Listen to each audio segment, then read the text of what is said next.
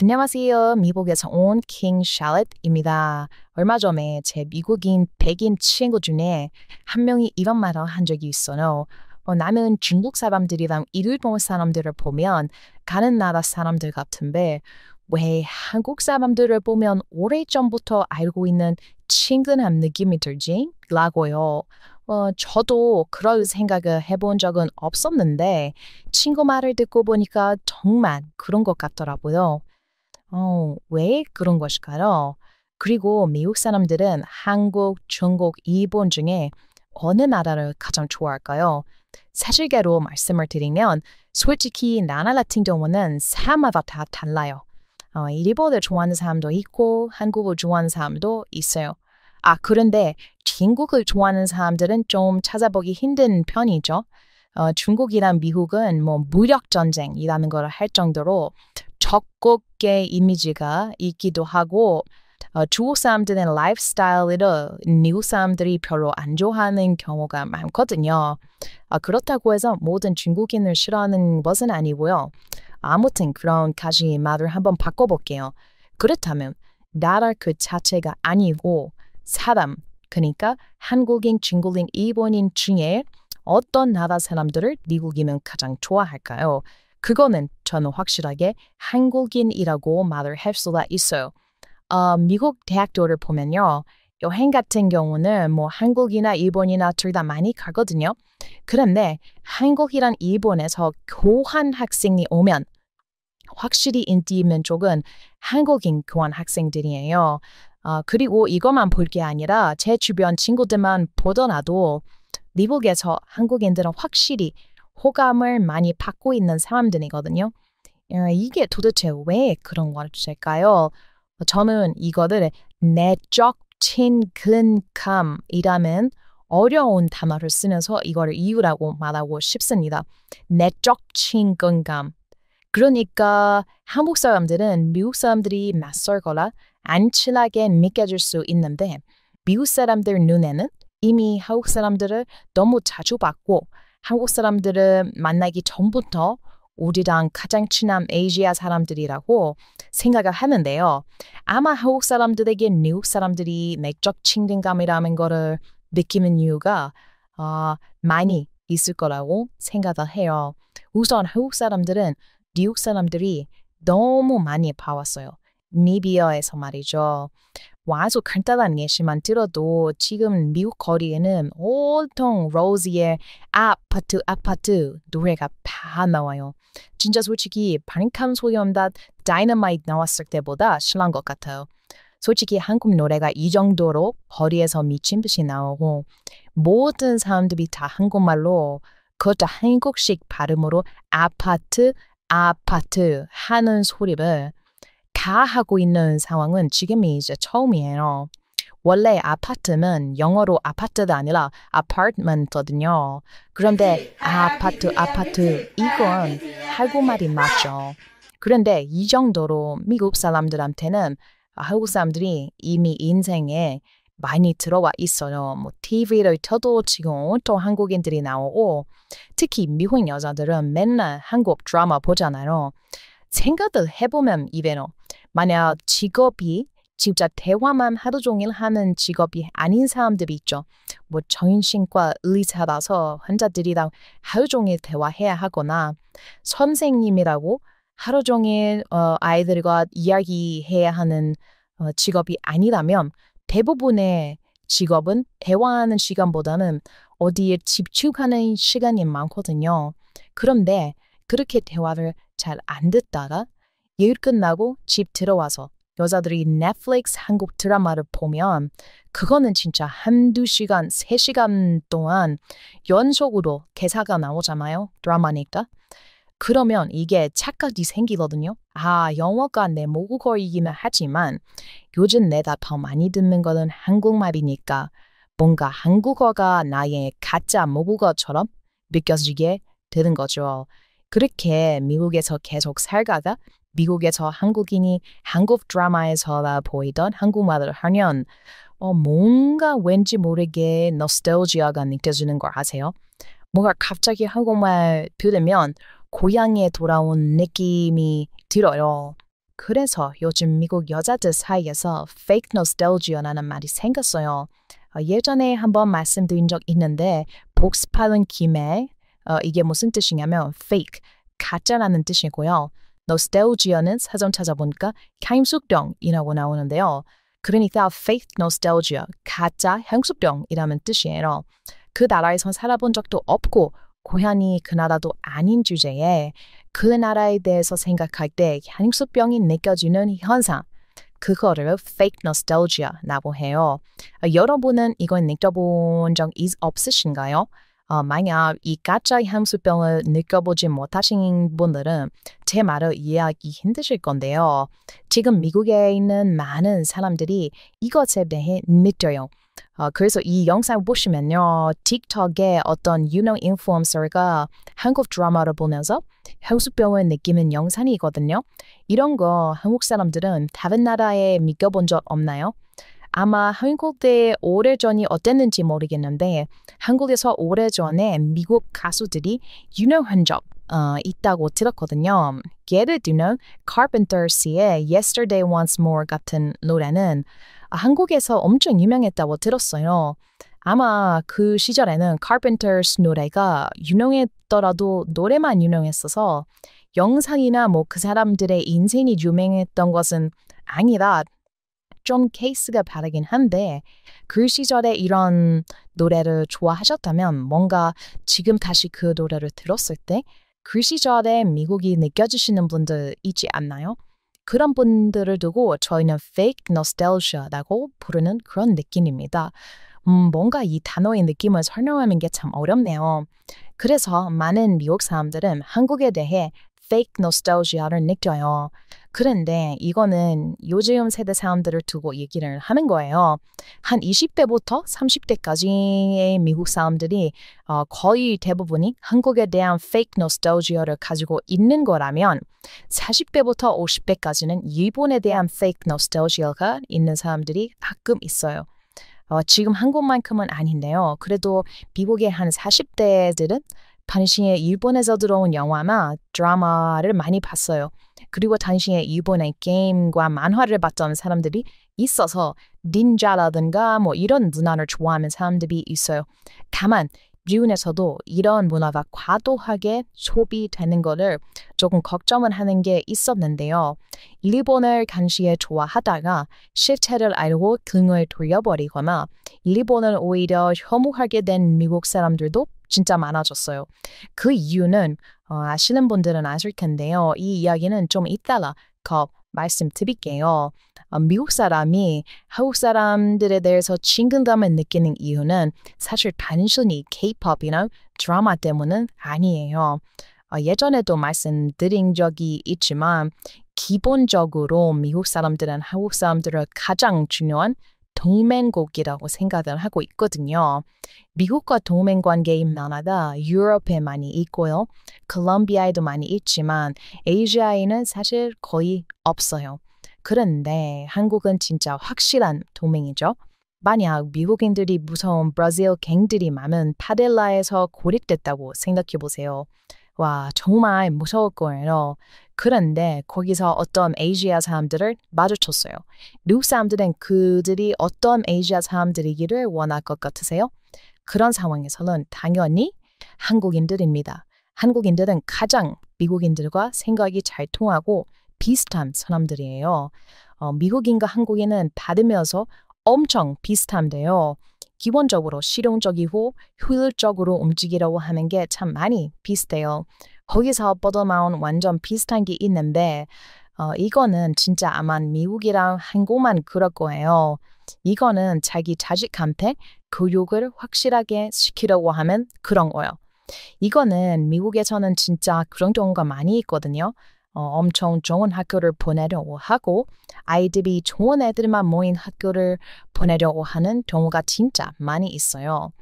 아니 그냥 거의 대부분의 부모가 그런다고 생각하시면 돼요. 이거는 진짜 한국이랑 미국만 하는 건데요. 저는 한국도 이런 걸 한다고 해서 놀랐는데요. 미국에는 이상한 문화가 있어요. 아마 한국 사람들한테는 이게 이상한 문화가 아닐 수도 있는데요. 다른 나라 사람들이 보면 이건 확실히 이상하고 이해하기 어려운 문화예요. 그 문화는 바로 부모의 일자리 때문에 이사를 하는 게 아니라 자식이 좋은 학교를 가기 위해서 이사 가는 문화요.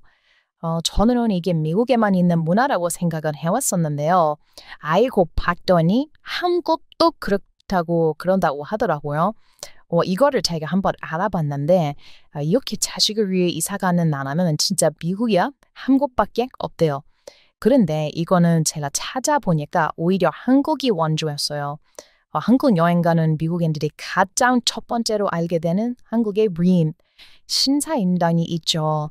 당연히 신사임당은 한국에 가는 여행 가는 미국인들이 가장 먼저 알게 되는 브린인데요. 그 이유는 당연히 달러를 웜하로 환전할 때 5만 원권을 쓰기 때문이에요. 그래서 도대체 이분이 뭐 하시는 분이길래 가장 비싼 화폐에 있지? 라고 해서 인터넷에 찾아보는 사람이 많은데요. 찾아보면 이렇게 나와요. 신사임당이 유능한 리밍 율곡이라는 분을 교육시키기 위해 이사를 3번이나 하면서 가르침을 주었다는 말이죠.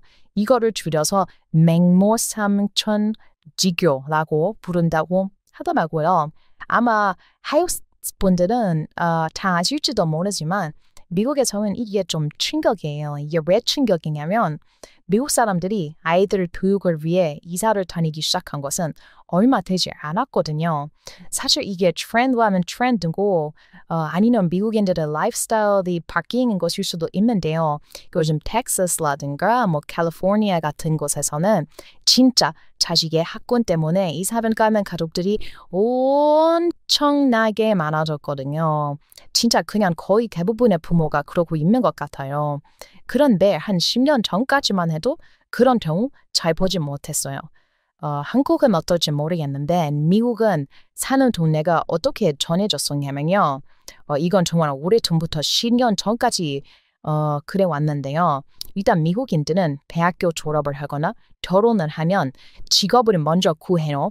직업을 그런데 자기가 입는 곳에서 구하는 게 아니라 미국 전체를 싹 다 통틀어서 이력서를 내거든요. 그래서 그 중에서 가장 좋은 회사가 결정이 되면 그때 그 주로 가서 인생을 살다가 거의 죽을 때까지 평생을 회사 근처에서 살게 되는 경우가 많아요.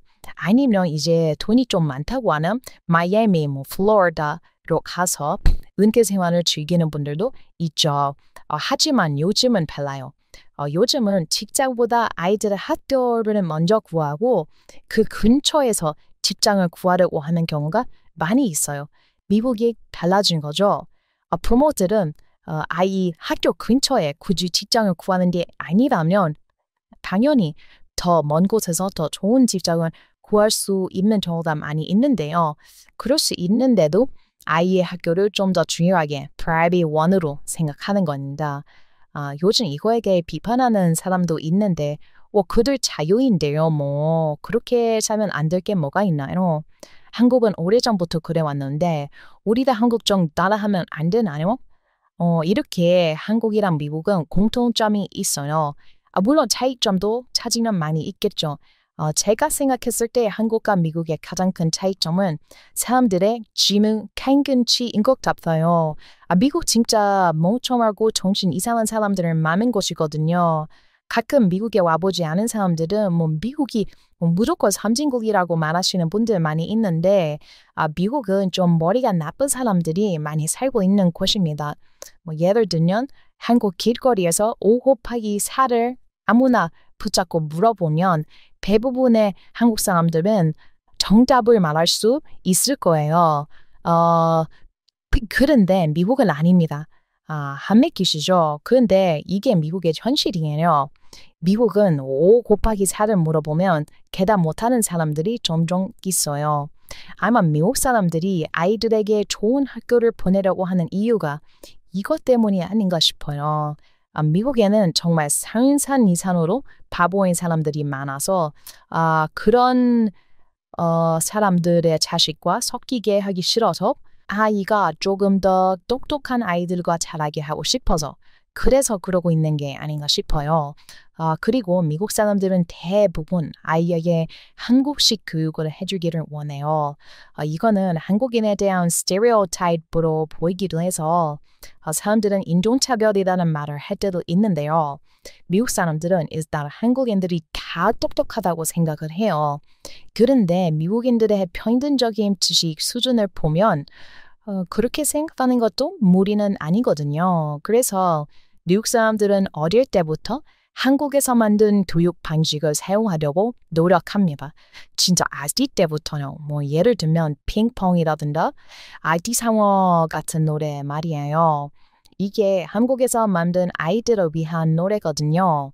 한국 사람들은 대부분 강남 스타일이 한국에서 가장 유명한 노래고 유튜브에서 가장 조회수가 높은 노래라고 하는데 사실은 그렇지 않아요. 사실은 한국이 만든 유아용 노래가 가장 인기가 많죠. 강남 스타일이 조회수가 50억인데요. 아기 상어는 150억이 넘어요. 상상이 되시나요? 사실 이거는 전 세계에서 조회수가 가장 높은 유튜브예요. 이 표를 보시면 알 수가 있죠. 세상에서 가장 조회수가 높은 유튜브 영상. 한국이 만든 베이비 샤크랍니다. 그런데 이 미국에서 살아보면 이게 과정이 아니라는 거를 느끼실 수 있을 거예요. 진짜 이 한국에서 만든 이 아기 상어 노래는 아이들이 그냥 다 틀어서 보고 있어요. 이 노래를 모르는 미국 아이들은 그냥 미국인이 아닌 수준이죠. 한국 회사에서 이걸로 정말 말도 안 되는 돈을 벌었으니까 미국에서도 우리 베이비 샤크 같은 거 만들자라고 해서 만든 노래랑 채널들이 많이 있긴 한데요. 그 어느 것도 이 한국의 베이비 샤크처럼 성공한 것은 없어요. 아이들이 좋아하기도 했고 부모들이 한국에서 만든 것을 더 선호하기 때문이기도 해요. 이렇게 한국의 교육은 미국 부모들에게 영감을 정말 많이 주고 있어요. 그 부모들이 지금 한국의 페이크 노스텔지아를 느끼고 있기 때문이죠. 아까 페이크 노스텔지아 얘기하면서 일본에 대해 페이크 노스텔지아를 느꼈던 현재 미국의 40대, 50대들에 대해 말하다가 많았잖아요. 그 사람들이 일본 문화에 대해 한 80년대, 90년대에 엄청 좋아했다가 이제 갑자기 등을 돌린 이유요. 왜냐하면 사실 당시에 일본 문화가 유행하던 이유의 거의 큰 이유는 사무라이랑 닌자였거든요. 이게 지금은 40대, 50대인 사람들의 어린 시절에서는 되게 이국적이고 멋지게 느꼈었던 것 같아요. 그런데 닌자에 대해서 조금 알아보면 사실은 닌자는 그냥 판타지 같은 요소고 실제로 이런 닌자는 일본에 존재하지 않았었다고 해요. 여기서 실망하는 미국 사람들이 정말 많이 있었죠. 닌자라고 하면 막 표창을 막 던지고 혼자서 많은 사람들을 상대할 수 있는 무서운 사람들인데 실제로는 닌자가 이렇게 생긴 사람들이 아니고 그냥 적국으로 가서 몰래 숨어든 간첩 같은 느낌이었다고 해요. 싸움은 거의 할 줄 모르는 사람들이었던 거죠. 그래서 당시 이런 정보가 미국에 알려지고 나서 일본에 실망하고 일본에 등을 돌린 사람들도 있어요. 최근에 미국에서 쇼군이라는 드라마가 엄청나게 화제가 됐었는데요. 여기에 닌자들이 아주 멋있고 강하게 나왔었는데 이거에 대해서 비판하고 화내는 미국 사람들이 진짜 많았어요. 왜 역사를 가짜 판타지로 만들려고 하냐면서 일본은 닌자라는 가상의 존재를 더 이상 자기들의 나라의 역사적 존재로 만들지 말라는 거였죠. 왜냐하면 한국의 K-드라마 중에서 사극을 보면 이야기가 대부분 실제를 바탕으로 제작된 게 많거든요. 그리고 닌자처럼 돈을 벌이기 위해 만들어진 멋진 판타지 캐릭터는 한국에 존재하지 않아요. 사람들에게 실제로 존재했다는 것처럼 착각을 준 뒤 실제로는 존재할 수도 없는 멋진 존재를 만드는 거죠. 그렇게 일본은 많은 장난감과 많은 콘텐츠를 팔았답니다. 특히 일본은 게임이나 만화에 닌자만 몇 번 넣어도 미국에서는 80년대에 인기가 정말 많았거든요. 여러분의 생각은 어떠신가요? 이건 확실히 생각해보면 주제인 것 같아요. 오늘도 영상 재미있게 봐주셔서 감사합니다. Thanks for watching. 미국에서 온 Tim Shallot.